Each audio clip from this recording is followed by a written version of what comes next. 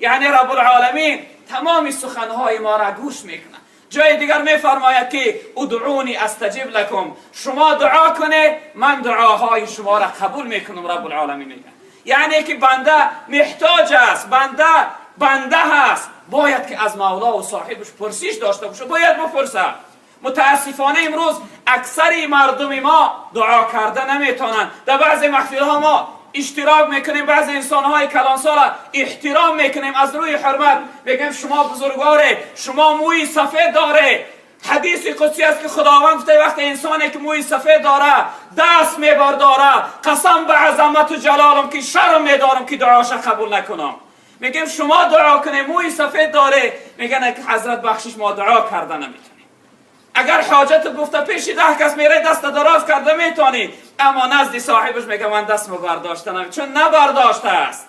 ما باید بتونیم برادر عزیز، دعا کرده باید بتونیم.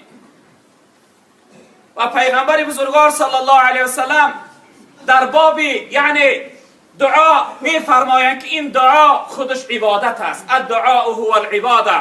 پیغمبر بزرگوار گفتند این دعا خودش عبادت است برادران عزیز، یعنی نشانه بندگی است. وقتی که در اصل بنده دست میبرداره به سوی پروردگارش، این نشانه بندگیش نشان میده که پروردگار من به تو محتاج هستم، تو صاحبم هستی، من فقط تنها دست ما به سوی تو میبردارم.